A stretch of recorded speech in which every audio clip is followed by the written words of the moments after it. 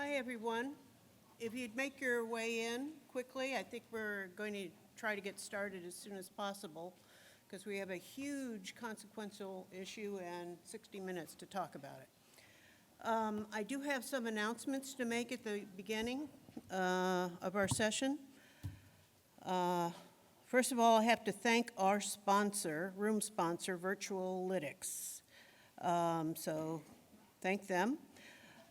We'll be getting questions from you. INSA staffers will be passing among you, and you can give them questions on 3x5 cards. They'll be brought up here, and I'll try to work them into the proceedings. I was briefly excited because I thought I was going to get continuing education credits for this, but in fact, you are not getting continuing education credits for attending this session. Media may be in the room with us, which is great, so important for an open and democratic society. What's happening after this, you are welcome to join us in the exhibit hall in the Maryland foyer for the networking event. So first, let me briefly introduce myself. I'm Dee Dee Rapp. I'm a former senior person at CIA. Hello, Larry Pfeiffer over there. Did a great deal of many things, including Director for Analysis, Deputy Chief Operating Officer, and winding up as Chief of Staff for the Director. But more importantly, let me briefly introduce our panelists who have graciously agreed to be here today. First is Dr. Evelyn Farkas, who's Executive Director for the Payne Institute at Arizona State. You may have caught some recent TV appearances. In more than 3 decades of service, she's served in legislative, executive branches, private sector, and international organizations, including working with NATO. So she's got interesting perspectives to share with us. Mr. Eric Green was a career diplomat. I guess you still are a career diplomat. Well, it's ominous. Also with multiple decades of experience, and his last assignment was at the White House as Senior Director for Russia and Central Asia. He was one of the folks who helped design and implement the strategy going before the war in Ukraine and after it began. He has multiple overseas experience, including twice in Moscow, Eric? Yep. Wow. Kyiv, Turkey, Manila. We'll be able to answer a lot of your questions on that sort of info sharing. Next is Gianluca Capovin, who manages the OSINT force monitoring teams at Janes. He has a warfighter background. He served in the Italian mountain infantry and amphibious infantry, deployed to Bosnia, Lebanon, and 3 times to Afghanistan, and served at the NATO Allied Rapid Reaction Corps headquarters in Birmingham, where he makes his home today.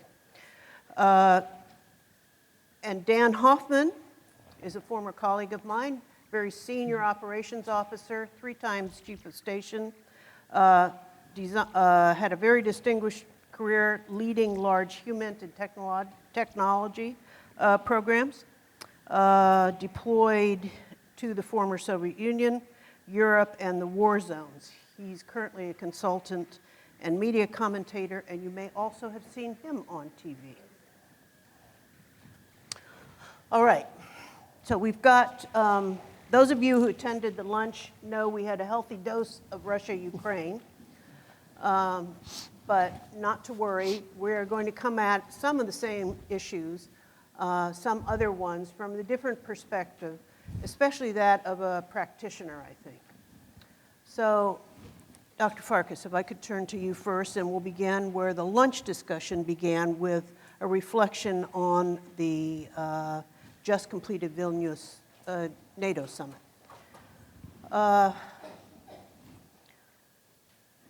What are your initial thoughts on the strategic outlook from the decisions made there? Talking about the final communique declaring that Ukraine will be invited to join when allies agree and conditions are met. Do you think this improves Ukraine's strategic position?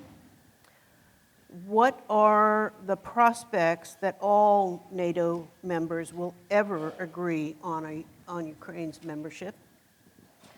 And what would be the strategic impact of the West's failure to live up to promised military support in a timely fashion? Okay, so first, thank you, Dee, for the invitation. Thank you to INSA. Thank you to Bishop Garrison. I'm very honored and happy, excited to be on a panel with these very smart and experienced gentlemen, and I'm very much looking forward to hearing what they have to say. We are at a really interesting, exciting moment when it comes to the security in Europe and frankly globally, because a lot hinges on what's happening now in Europe in terms of China's response, whether we can deter China. So how we stand up to Vladimir Putin and his threat to the international order will determine much to come. To answer your question, I think that the NATO summit was a resounding success for transatlantic security. It was a success politically because you actually saw all NATO allies completely agreed, so it was a uniform agreement that Ukraine should become a member of NATO. And it is different from 2008 when you had the United States under President Bush, George W. Bush, pushing for Ukraine and Georgia to become members of NATO. And at the time, the German government and the French government were really opposed. And so they just papered it over by saying, one day the Republic of Georgia and Ukraine will become NATO members. This time it was different. I mean, really every ally, except maybe Hungary, because Hungary is so closely allied right now at the highest levels with Vladimir Putin, meaning the prime minister in particular. But leaving that aside, and I think it's fair to leave it aside for the moment, because I don't think the Hungarian people are opposed to Ukraine being in NATO. There was unanimity, and I think that is very important for Ukraine. I do believe that it was a success for Ukraine that they had this consensus coming out of the summit. However, I am one of those people who believes that we should have given Ukraine more. We should have been more specific, and we should have either, I mean, I'm a little bit in the radical camp where I think that there are ways that you could actually invite Ukraine to join now, but leaving that aside because it is riskier than the other options, we should have set a date, we should have set clear conditions, or even one of the two, because Vladimir Putin is going to look for ways to drag out the war. I mean, the only thing that was conclusive was it seems that most allies believe that Ukraine should not become a NATO member while there's a war being waged on Ukrainian sovereign territory. That then leaves a lot of leeway for Vladimir Putin to exercise a veto over Ukraine's ultimate accession to NATO. So I don't like that at all. And I think if we had a date or conditions, and again, the conditions are important because if it's open-ended, then there's too much room for political machinations. What conditions? What are we talking about here? And we eliminated the requirement for MAP, which usually spells out those conditions. So membership action plan, that usually spells out those conditions. So what would the conditions be? And there were vague hints that this has to do with fighting corruption and democratic reforms, which irritates people like me because we've seen other NATO members with not that much better records when it comes to corruption, and I'm not going to name them, who continue to be NATO members, being allowed into NATO previously. So, and while, by the way, you're fighting to stay alive. Exactly. So to set the bar that high is ridiculous. And then on the other side of it, and I'll close with this, is that Ukraine is the strongest, largest, most capable, most NATO interoperable, battle-hardened force in Europe today. And then they want to be on our team. So I think we should take them in as soon as we can. So do you think there will come a day when there will be agreement among the 31, 32 that now the time is right? Or do you think that is just a moving target? I think that there will come a day, but it leaves too much uncertainty, again, for people like me who worry about giving Russia any kind of opening or any kind of advantage or leaving the question open, given that the Ukrainian government and the Ukrainian people have earned, I believe, the right to join NATO. It is a little bit too uncertain right now. I do think that they can get into NATO, and so it's all the more reason that we try to do better in terms of providing assistance faster, providing more assistance, providing the longer range Army artillery, the ATACMS, things of that nature. I think we've agreed to provide training for F-16s. Eric can clarify, but I think that that's not quite saying that we're going to provide the F-16s or provide permission to the allies to provide the F-16s. So I think we need to go further and faster. It's not just an issue of winning, it's lives are on the line, and I think we have a moral responsibility to do more for Ukraine faster. I heard today that the cluster munitions may already be in country, but that the training for the F-16's pilots has been delayed further. May not happen now until next year. Well, that would be unfortunate in terms of the training. The cluster munitions, it doesn't surprise me because it may be that they were, again, these gentlemen may know, but closer, they were maybe in theater, if you will. And if I could say one thing about the cluster munitions, I think probably this is a sophisticated community where I don't have to explain that much, but I would say we understand the risks. I think the US government understands the risk of providing cluster munitions, but make no mistake, the Russians have been using them all along.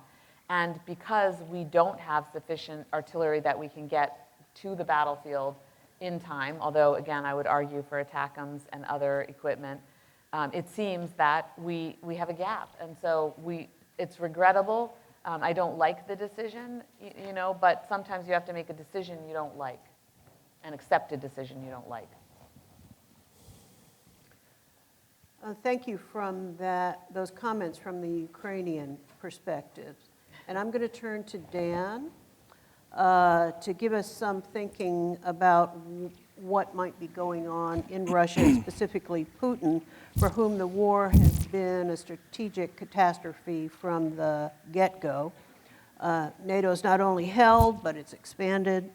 Last month, we saw that short-lived insurrection by the Wagner Group, and whether you believe it was an attempt to oust Putin or a protest about the way the senior military was handling the war, it's raised questions about Putin's stayability. So what do you think he's feeling these days, and what would you guess would be his next move?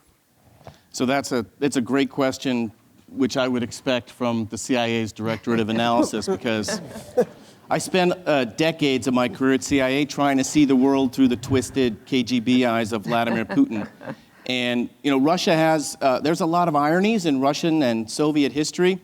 The irony in this war is that the KGB operative in the Kremlin, as Fiona Hill likes to call Vladimir Putin, committed massive intelligence failures. I mean, this is the guy who was trained in the KGB, was director of Russia's FSB, the Federal Security Service, the pipe hitters, and responsible for all the counterintelligence operations against us, among others.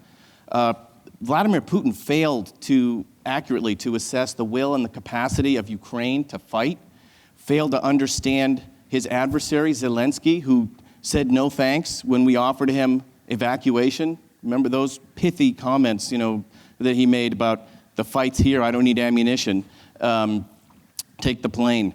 And Vladimir Putin also failed to understand his own military, that they were totally unprepared to fight, that there was massive levels of corruption and graft over the years, and poor logistics and supply and poor morale. All of those things has contributed to a strategic disaster where Russia has spilled massive amounts of blood and treasure. And where this came to a head is in Bakhmut. And even though many Western military advisors were telling President Zelensky that it would be probably a good idea tactically to retreat, Zelensky and his brave Ukrainian fighters stayed and fought and killed reportedly 20,000 Wagner mercenaries, many of them convicts. What that did was it drove a wedge between Yevgeny Prigozhin and the Russian Ministry of Defense, specifically the Minister of Defense Shoigu and the Army Chief of Staff Valery Gerasimov. They'd already been feuding over not working so well in tandem in Syria and in Africa, but this was a spark that drove it to a new place. And for Prigozhin, really an existential threat to his leadership at Wagner, because he took 20,000 of his own guys to slaughter. He's got to blame somebody else for that, and he was right to blame Shoigu and call him out for the fact that Wagner didn't have the military equipment, the supplies that they needed to take the fight to the finish. So there are really profound implications for this Wagner mutiny. Now, Prigozhin, unlike Putin, wasn't trained. He was a hot dog salesman and a convict. He didn't spend time in the KGB or in the military, so don't expect a perfectly rational actor model to apply to his mutinous behavior, if there is such a model. Maybe there is, I don't know.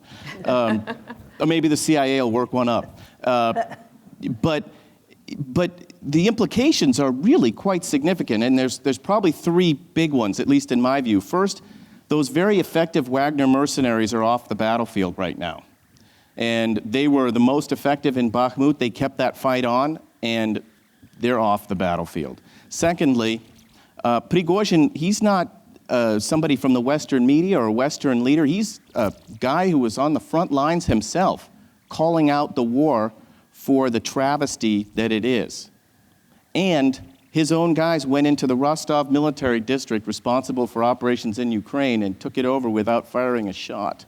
So his Wagner mercenaries and Prigozhin himself had the opportunity to share all that truth with Russian soldiers. And remember, it's all over on Telegram, all the Russians know about this. And however much Vladimir Putin tries to degrade Prigozhin, he's running a big information operation against him, still the truth is out there. And it's out there with a guy who has a lot of sway, in my view at least. So morale among the population, questioning, as Prigozhin did, why are we spilling so much blood and treasure? And the soldiers, why are we still here? Why are we fighting? And then the third implication, longer term, and we've got some people here in the audience who know something about counterintelligence. I call you out here in the second row, Dan Payne. Sorry for that, but hey, Vladimir Putin has to vet his own guys now, and it's taken on a rather significant role for him. And he's got questions about his own Ministry of Defense, the Army, Wagner mercenaries. Where do all these people go? Who's loyal to whom? And that is there's an opportunity cost there. If you're doing that, you might not be doing other things. And so we've already seen, there are Russian generals who are being targeted kinetically. We've got the butcher of Armageddon, General Surovikin, who is, according to a Duma representative, taking a rest. That's a euphemism in Russian for probably Falling not. out a window. Yeah, probably not in such great shape right now, detained. And for some of us who have visited Lefortova prison and seen it in person, as I have, he's probably not the most pleasant circumstances for him. That's what Vladimir Putin's got. Now, here's the bad news for us, because it's never good news for Russia. And I always used to think, and Eric, maybe you feel the same way, between the two of us, we got about a decade in Russia. And as bad as you think it is today, it's just going to get worse tomorrow. And so the bad news for us is that Vladimir Putin is stuck in a bad war, an unprovoked, brutal war of aggression where he has committed massive crimes against humanity.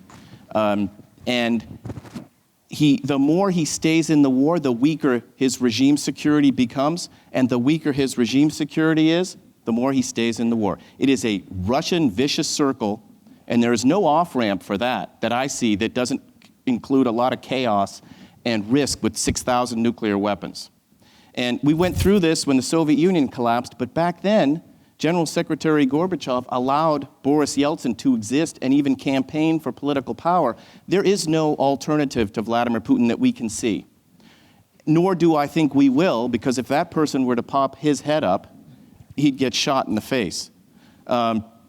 So maybe Prigozhin is a bit of a canary in the coal mine here. He's living for now because Vladimir Putin knows that to take him out would risk even worse morale and more problems with Wagner mercenaries and his own military, whose loyalty he has to mistrust at the very least. But Russia, I would say right now, presents more of a threat to the region and the world than it arguably ever has, which argues to Evelyn's point about admit Ukraine to NATO. absolutely, Ukraine has done more than any NATO member ever has to counter and defend themselves against Russia. They are sacrificing themselves for us to degrade Russia as a military power. And if you look at Russia's relationships in the world with Iran and North Korea and China, that's all a good thing. So you've indicated that Putin now has to be focused on trying to coup-proof his regime again. What is he going to do in terms of prosecuting the war, would you think? Well, I think Vladimir Putin wants to demonstrate that he's still very much in control, even though he's not. And so he's going to rely on his closest advisors. There's 3 of them. There's always 3. If anybody speaks Russian, Bog любит Troitsu. The Lord loves the Trinity. They're fond of saying that. So for Vladimir Putin, it's Sergei Shoigu, who's also not a very accomplished military guy, but Vladimir Putin values loyalty over competence, which is showing in the prosecution of this war in Ukraine. So he's got Shoigu, the director of the FSB, Bortnikov, and then his national security advisor, Patrushev. And he's doubling down on his reliance on those 3 to keep him in the Kremlin. And then he needs to demonstrate that he can still take the fight to Ukraine, which is why you're seeing these Iranian drones. And immediately after the failed mutiny attacks in Lviv, that was a message to us, as well as Ukrainians, that Russia is going to continue to prosecute this war and indiscriminately target the civilian population. So there's, as I said, I don't think there's any off-ramp for Vladimir Putin. He's going to keep firing as long as he has a capability to do it. And to follow up on something Evelyn said, I think what provokes Vladimir Putin, it's not strength, it's not giving Ukraine ATACMS, the long-range artillery, or F-16s or Abrams tanks. It's weakness. That's what provokes Russia. So when you show strength, that's the way to push back on Russia and deter them from doing anything worse.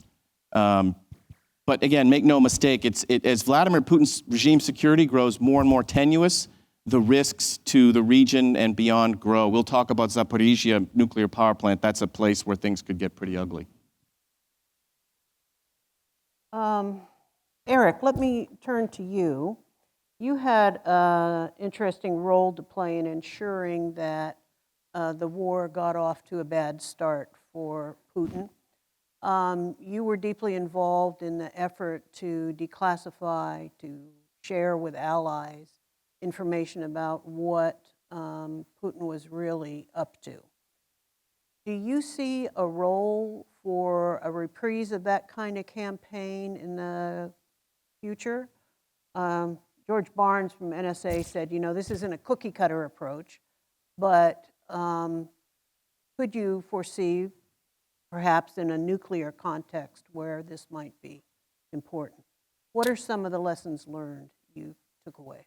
Yeah, thanks. And thanks for the invitation to join you today. And I think it is important to rewind a little bit and go and think about the situation before the invasion. And I want to take this opportunity to thank the IC for the extraordinary work that they did during that period and since then as well. Think about it. We had 100 days of warning before this war started. And it wasn't just like, hey, oh, something happened warning.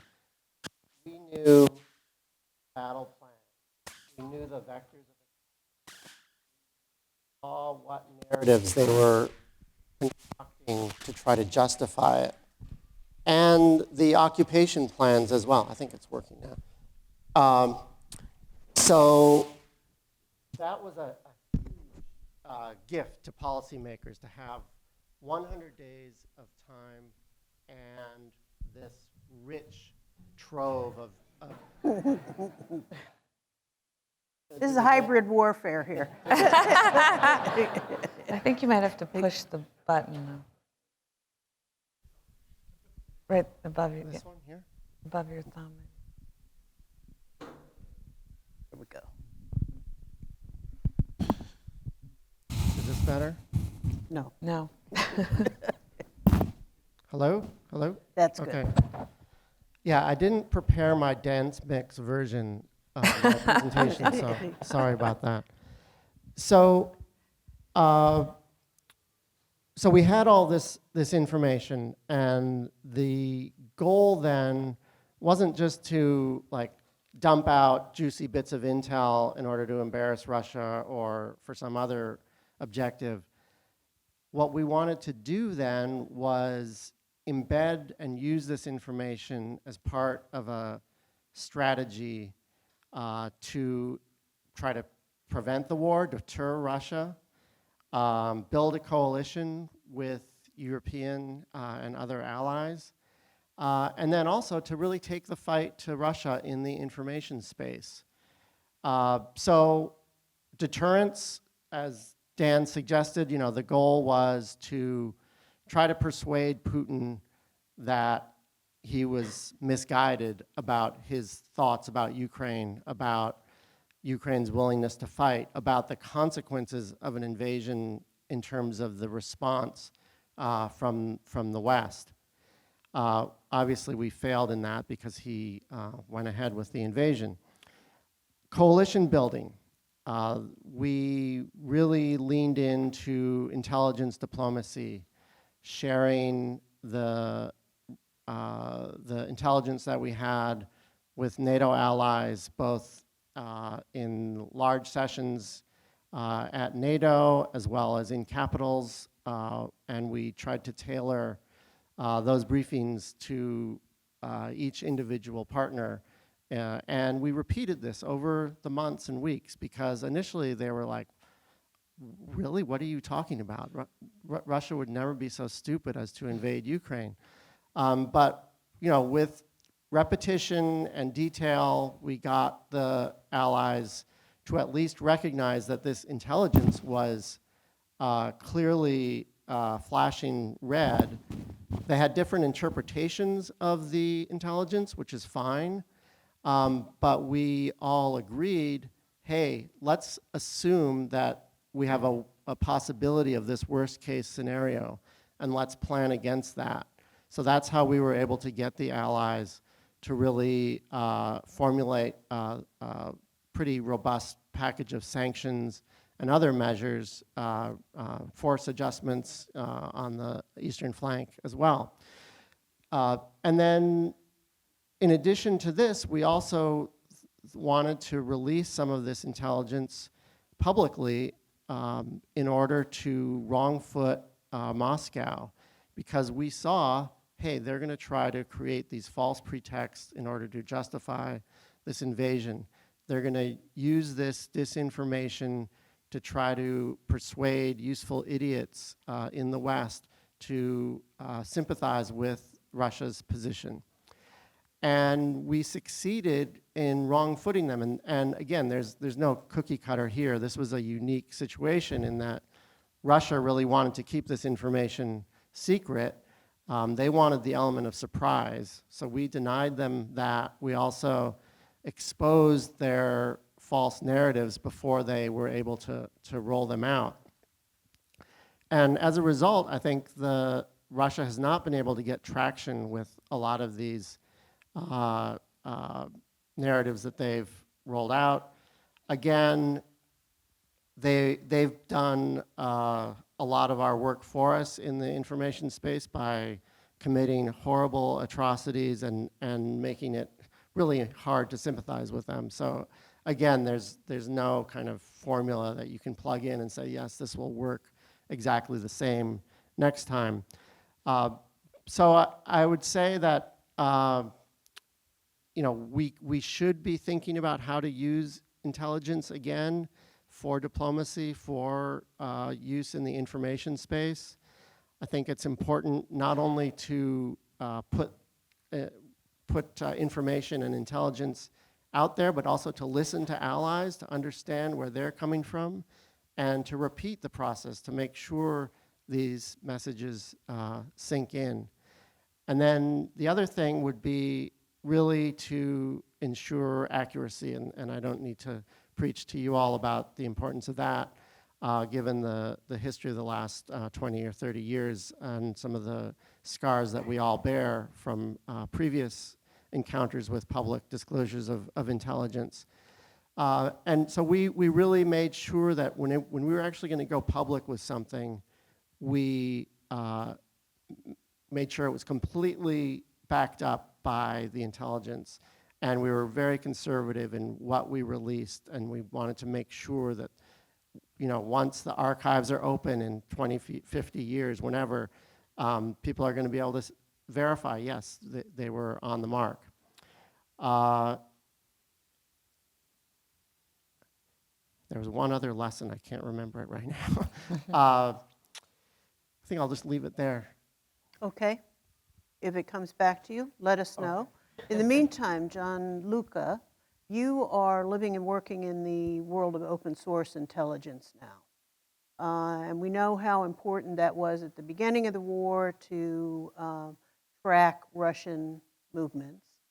We've seen the war evolve, and lots of lessons to be learned there about the operational adaptations, tactical movements, and so on, particularly from the Russian side. Can you talk about what you've learned about the difference between Russian combat capability and combat effectiveness, things of that nature? Yeah, sure. Well, first, thank you very much.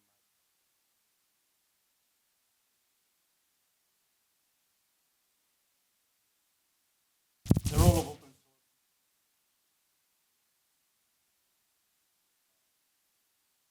source. That. Especially at the start.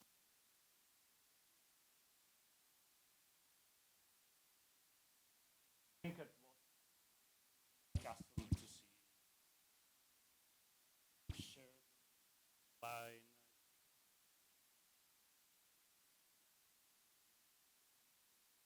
from fighting, from spikes of skyscrapers in Kiev, from ships firing long-range missiles from the next. Well, all these are an amazing every combat. And for example, the role of OSINT, especially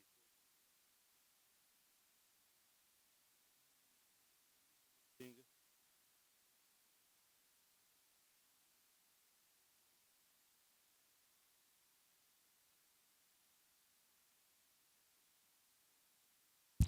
you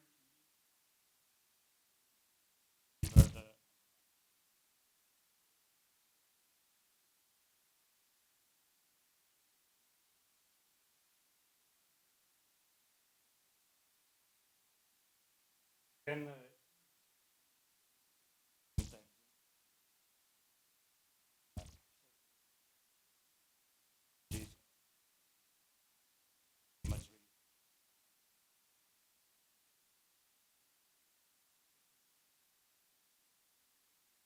platform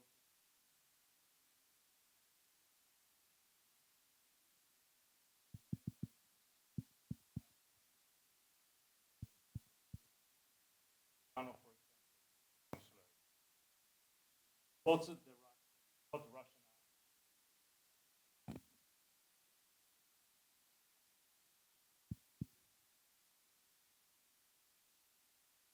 invaded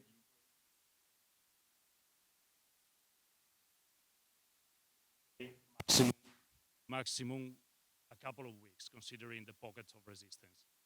Then we understood that they understood that they couldn't actually achieve their goals.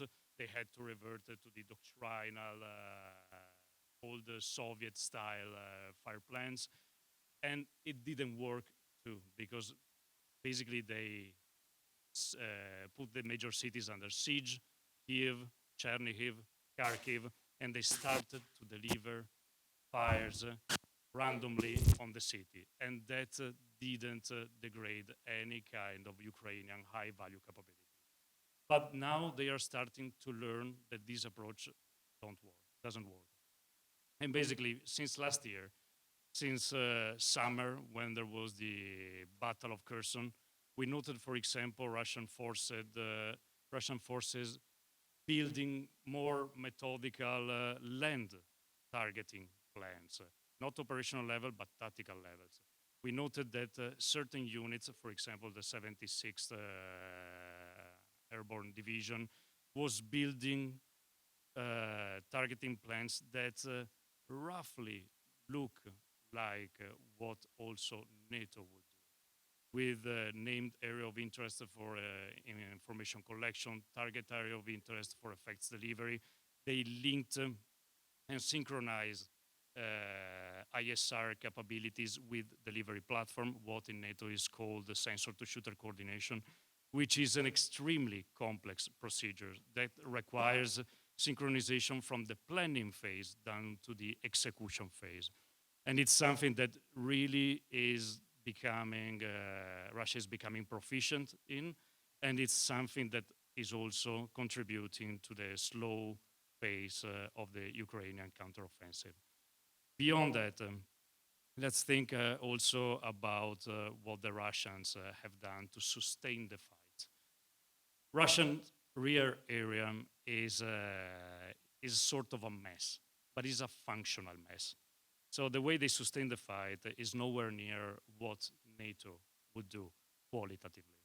But it's functional. Somehow it works because they created a way dispersed to sustain the fight, replenish the losses to a degree that will allow them to continue fight with a certain degree of effectiveness.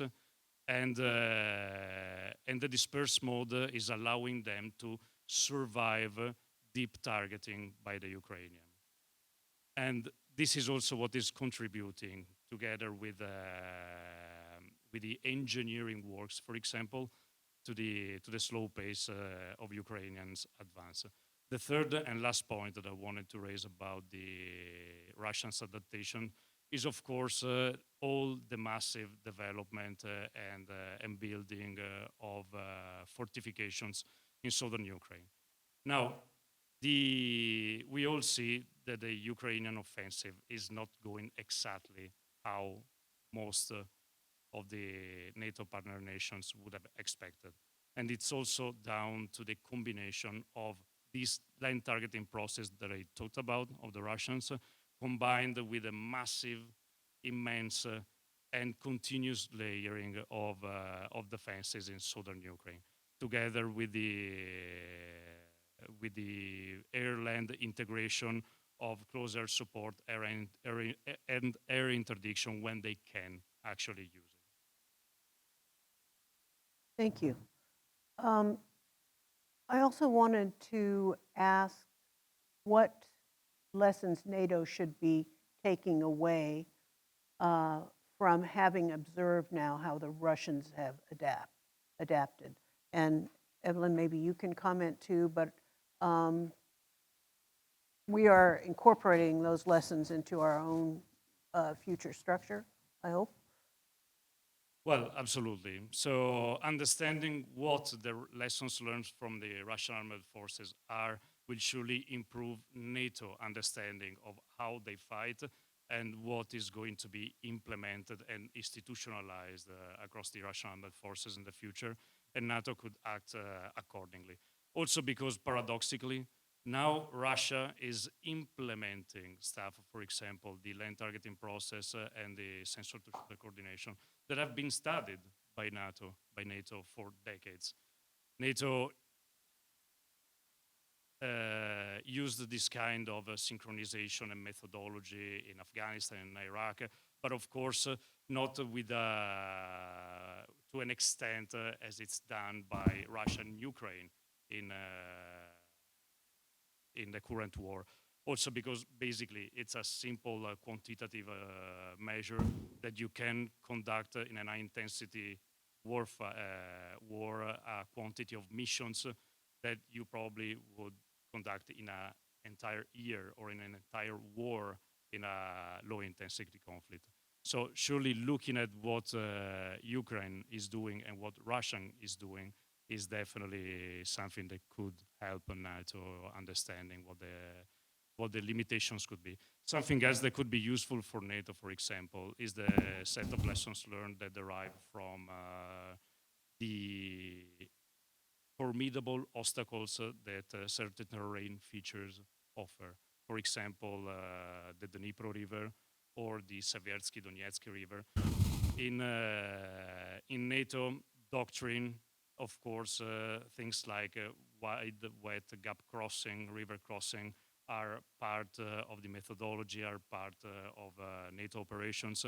And looking at how Russia conducted this kind of operation, what worked, what failed, what requirement the Russian armed forces should have adopted to conduct this kind of operations is definitely fundamental.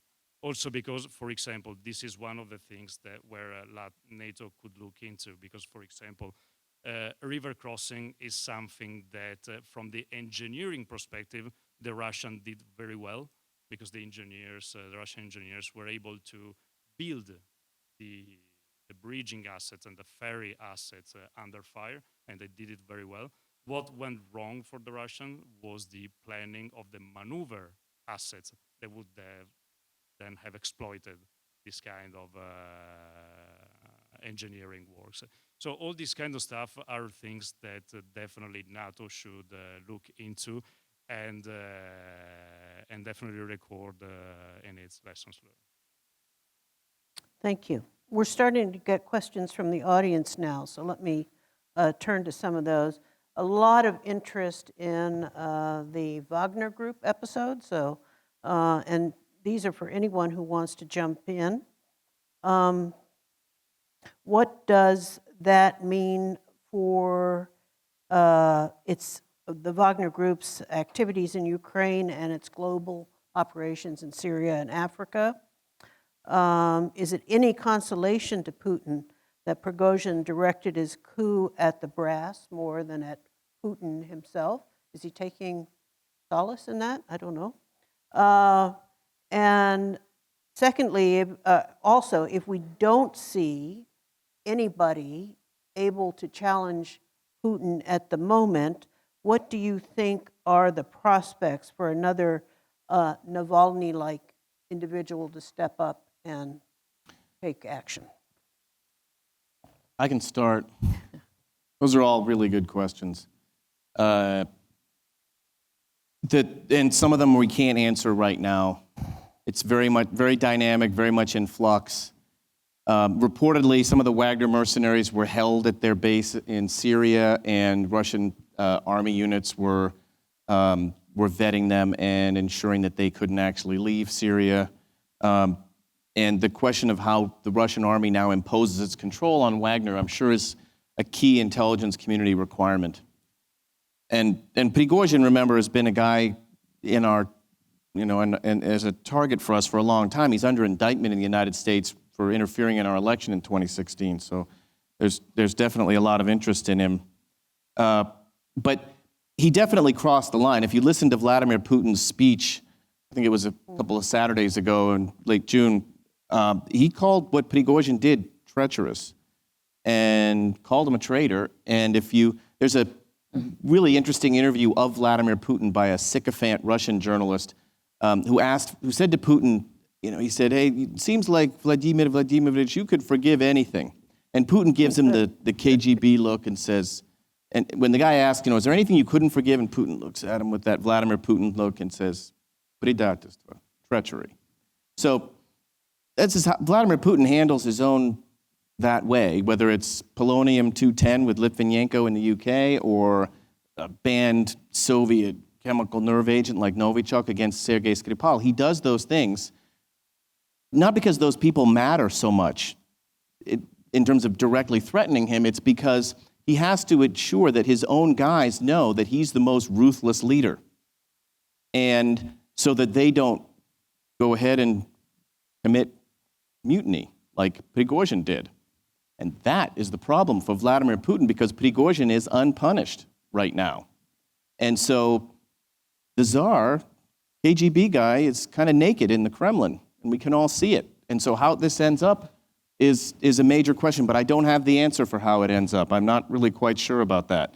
Whether this Prigozhin mutiny was a dress rehearsal for something else, you can bet that just like we're taking lessons tactically from Russia's failures in Ukraine, and China is too, think about, I just have to add to the last comment about that because we have the luxury of time in Ukraine. We're post 500 days into this war. We're not going to get that. If China invades Taiwan, there's going to be a lot less time, and we would do well to pre-position anti-ship and anti-air weapons there, but that's a separate conversation for another day. But make no mistake that China's watching that, and so is Russia. But I can't help but think that as the war goes on, that that's how this is going to end, that someone will remove Vladimir Putin. Now, who that might be, maybe I can drill down on that just a little bit more. When the Soviet Union collapsed, in the 1990s, everything about Russia collapsed. If I'm missing something, Eric, just let me know. But I think pretty much everything, starting with the rule of law. The only piece of Russia that didn't collapse in the 1990s were their intelligence services. And they were running really important cases against us. Rick Ames, the late Robert Hansen, among many others. And so it's no surprise that out of that ash heap rises a KGB guy, Vladimir Putin. What Putin did to Russia in the last 2 decades, in my estimation, is there is no left opposition to Vladimir Putin. In other words, Navalny has no chance. There's no populist left-wing Russian politician, I think, who could supplant Vladimir Putin. And the mass of the population, what Putin has done to them, and it's a natural Russian thing to be apathetic, but that's what they are. And so I see following Vladimir Putin, I'm sorry to say, I don't see it getting any better, and it could quite possibly get a lot worse, which is why some of the contacts that you may be hearing about from senior administration officials, whether it's Director CIA Burns or others, are so critically important, especially with the director of the SVR, Naryshkin, so that we can maintain these contacts in the event that the balloon goes up again in Russia, and we need to kind of swivel and react to something unforeseen, because I'm not so sure that even our fantastic intelligence community is going to be able to detect who it is that will eventually take over for Vladimir Putin. That's going to be the most guarded secret, because that person or that cabal would be under grave threat if anyone were to know of their existence. I'm going to try to use that as the segue into this question. What do you think is the biggest information gap we currently have about the conflict today? And everyone, from your own perspective, if you'd weigh in. I mean, I think we have, in many ways, less information about some of the Ukrainian capabilities and plans, and they've been, they've seen our system as leaky, so oftentimes they withhold information from us. And again, I've been out of government for several months, but I have to think there's more politics happening inside of Ukraine than we may be aware of sitting back here in Washington. So those are kind of, I guess, more high-level political things, but I'm sure there's some things that John would suggest on the more tactical level about the fight on the ground. Yeah, well, at the tactical level, we can say that we are well covered. We can cover pretty well, both from the open source side, then from the governmental side. The problem is that the operational and strategic level from the Russian side. So the tactical level can be covered. It can be covered quite in a very detailed way, but definitely what sits at the operational level from the Russian side, but also, as you mentioned before, from the Ukrainian side is definitely a gap. And I would just say, I've been out of government a very long time now, so I can't say what the intelligence gaps are with real certitude, I can say that we had pretty good intelligence at one point in time about the Russian government. But I think today you now need to understand what's happening among the general officer corps. And that's one piece of this whole Prigozhin episode that we don't fully understand, because he had this kind of, you could become a member of the Wagner Club, which to me just sounds like these generals were getting some kind of kickback, some kind of monetary payment, and that would keep them loyal and useful to Prigozhin. So I think that may be also the crux of the relationship with Surovikin. But so I think those are things that we may not know, but you guys in the intelligence community know better what we know and what we don't know. And I think the loyalties, where the loyalties really lie. The real reason that Putin has been unable to, because I'm sure he is willing, unable to kill Prigozhin, essentially, and destroy Wagner, is because Wagner force is useful to him, right? Certainly the worldwide operations, I think he's probably, doesn't have a plan for how to turn that over to anyone else. And frankly, killing Prigozhin makes him a martyr. And he's feeling out now, how much support he has. And I think what he's realizing is not as much support. So those hardcore nationalists are more likely to support Prigozhin. So it could be dangerous for him to kill Prigozhin. I'll just add one thing, and from my experience at least, is that Russian intelligence services and the military, they're not monoliths. They are composed of people with different backgrounds and different viewpoints. And so I think following up on what you said about understanding the General Officer Corps, and collecting intelligence on them is super important. And that's why I think, as we all know, the FBI and the CIA put out those videos to recruit Russians.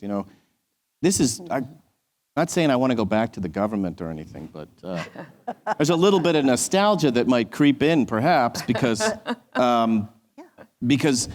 if you're looking for vulnerable Russian military and intelligence officers, there's a lot of them out there right now who see what Vladimir Putin has done to their country and made them, a resource colony for China and bled the country. 1 million Russians have left in a massive brain drain. That's more than have been mobilized. Aside from the fact that whether they have any moral ethics, that they don't like killing children or kidnapping them and bringing them to Russia and all those other things associated with the war. So this is prime time for the intelligence community to do the work that matters most. When it comes to the Russian target, it's so opaque. Yes, we know that, for example, General Popov was relieved. He's the 58th Army commander. He was relieved. We know that from open source. We're pretty sure. Okay, but there's so much more that is wildly opaque about the country. It's why I liked that as a target, because it matters, and what you read in the newspaper is important, and what you track with overhead reconnaissance and other things that we have today that we didn't have years and years ago that the public can see. But that's where, again, I think the briefings that the intelligence community is giving this administration are just so critically important. Okay, we have about 10 minutes left. I've got 2 sets of questions. One from the military aspect, why the current Ukrainian counteroffensive is going more slowly than before, and what are possible solutions, and an add-on, how has the role of drones contributed to performance on the battlefield? Well, these 2 questions are basically related, so the answer would be a single one, because let's say that the Ukrainian offensive has not yet started in a way that we could expect from this kind of combat power available. We know that they have between 9 and 13 brigades available, and so far we have only seen sub-tactical level attacks across the front line. So we have seen 3 main axes of advance from the Ukrainian side, one near Orikhiv, one near Velika Novosilka, and one near Bakhmut. However, this could be either probing attacks or deception. If they are deception, we will know it when and if the main effort will be revealed. But at the moment, we have not seen the bulk of the Ukrainian capabilities being employed in the offensive. And that's why, for two reasons. First, because the enemy has the right to vote. And in this case, the Russians did their homework. They prepared for the offensive. They prepared a layer of defensive position, minefield, and they used drones to locate through the targeting cycle Ukrainian capabilities, track them through the refinement phase, and strike them with the available fire capabilities during the execution phase. This, together with the minefield and together with the use of multi-domain capabilities, land and air, they are basically making things very hard for the Ukrainians. And after this, the Ukrainians had to make a choice, whether to reinforce what they were doing or try to see if they can do something else. Because a principle of military planning is that you have to fight the enemy, not the plan. If your plan doesn't work, or if the outcome is not what you expected, you need to take the time to review what you were doing.